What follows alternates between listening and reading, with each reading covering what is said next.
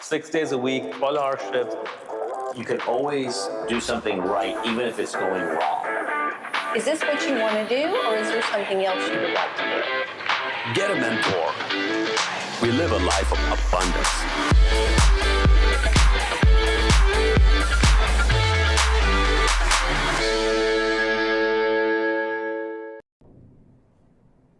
Morning, everyone. Welcome to the show, Coffee with Kunal. This morning, we have Rhonda Davidson here with us. Rhonda is a native Houstonian, and she's been here, born and raised, and always been around. Always been around. And Rhonda has been in the real estate industry since 1989. Welcome to the show, Rhonda. Thank you so much, Kunal. It's great to be here. Absolutely. How are you doing today? I am amazing. Walk us through a journey of being born and raised in Houston, in the industry for almost 2 or 3 decades, and how has things been with you? Wow. Well, I actually started off in the business in the apartment industry, and I had the good fortune of working for the only apartment community that the Houstonian Hotel owned at the time, and it had 94 occupied roof leaks. Out of 689 units, and it was filled with attorneys because it was 5 minutes from downtown. So I was immediately entrenched in so much knowledge that my first day at work, actually, all of the girls abandoned the building, gave me the keys and a map and said, here, go have a good time. So I literally started off on a 14-acre community on a Saturday with a set of keys and no direction. Wow. So talk about throwing the baby in the pool and seeing what happens. So I think it was a great experience for me. I loved the apartment industry because I really got a chance to meet people and to find out what their needs were and what their individual situations were. And I found instantly, fortunately, that was a niche for me and that I really loved. I was very passionate about helping people. Okay. And so in being able to infuse that passion into something that could make me money was just a tremendous stroke of luck for me. So enjoyed doing that for several years and worked for Trammell Crow and Gables Residential, some of the big heavy hitters in town, and that led me to a career in corporate housing, global corporate housing, which allowed me to use the same skills, but to sell from a corporate perspective to your Fortune 100 companies like Panasonic and Boeing. So instead of putting their employees in hotels, we put them in fully furnished apartments for long term, make the commissions on the apartments, set them up with the comforts of home, and save the corporation tons of money. Wow. So from there, I transitioned into new construction right about 2004, and I've been doing that ever since. So think about your days in the apartment industry. Think about an incident where you're working with a client, I don't know, maybe attorney for that case. Share a funny story with us that you had experienced many, many years back. Oh, wow. Well, I can tell you a funny story. So we did have an unexpected water leak on the first floor. We couldn't figure out what the problem was. We had a sweet little old lady who was living there, and she'd been there since the beginning the building had been built, I think back in the 70s, and we couldn't figure out where her roof leak was coming from. The guys had gone up to the 3rd floor, they'd checked all around, couldn't determine how this could possibly happen. So after about the 3rd complaint, we finally decided to check the apartment directly above her. Okay. There ended up being a hot tub in that apartment and nothing else.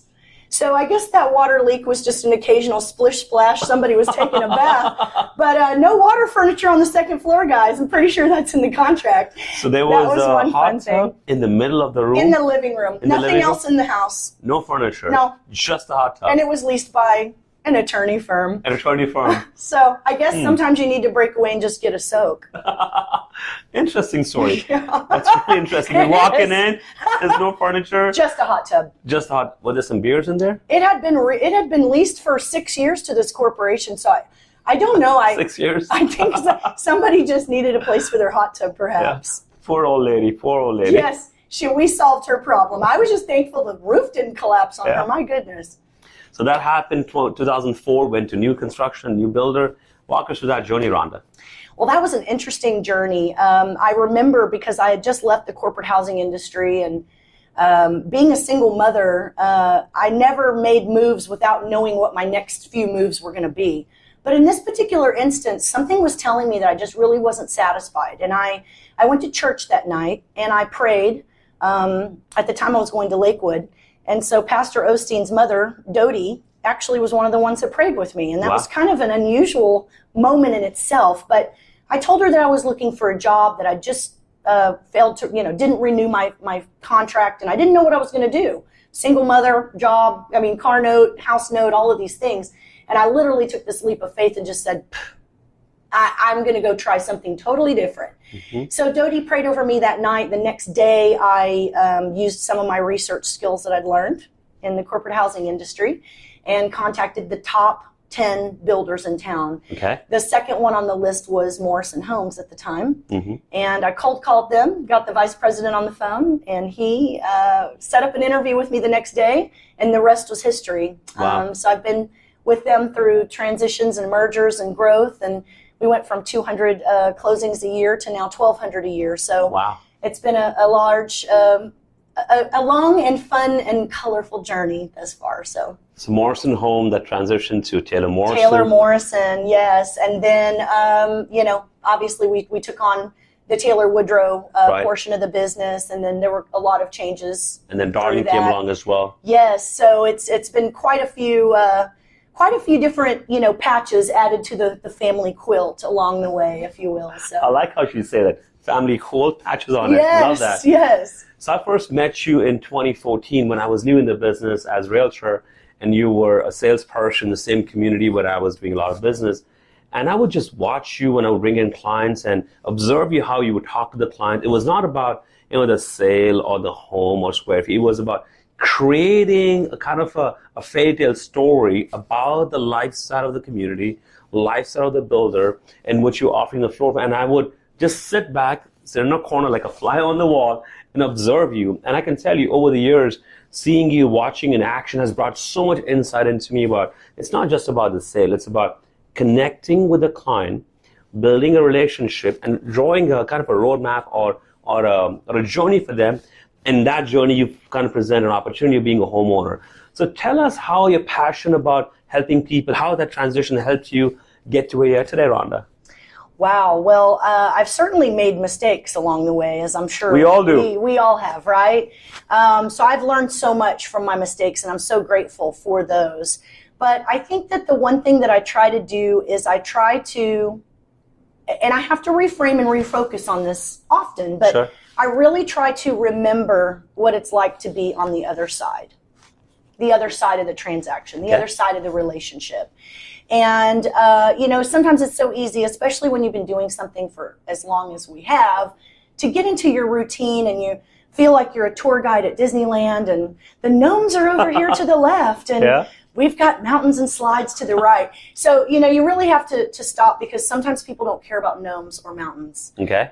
They want to know about only what is specific and important to them. So I think I'm trying to continually, every day, learn to be a better listener. Okay. On so many levels, and not just auditorily. Okay.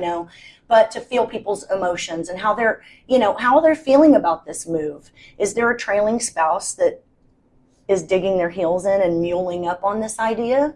Because maybe it's about her knowing that there are going to be people that she can take a spin class with, because Okay. she's got a community there. And it's really kind of tying into really what the key heartstrings and things that are important to that family, and really teaching them and showing them how they can assimilate. Because I think we all want to belong somewhere, right? Wow. Absolutely. Guys, that was Coffee with Kunal. And this is Rhonda Davidson. Rhonda, if someone wants to reach out to you, whether it's for home purchase or just pick your brain about your passions in life, how can they reach you, Rhonda? What's your cell phone number? My cell phone is 713-922-1347. You said it really well. Do you mind saying it one more time, Rhonda? That's 713-922-1347. So there we have it, guys. This was Rhonda Davidson with Coffee with Kunal. If you want to be on the show, text me, call me, email me, or reach out to me. We'd love to have you on the show. Thank you, Rhonda. Bye, guys. Thanks, Kunal. 6 days a week, 12-hour shift. You can always do something right, even if it's going wrong. Is this what you want to do, or is there something else you would like to do? Get a mentor. We live a life of abundance.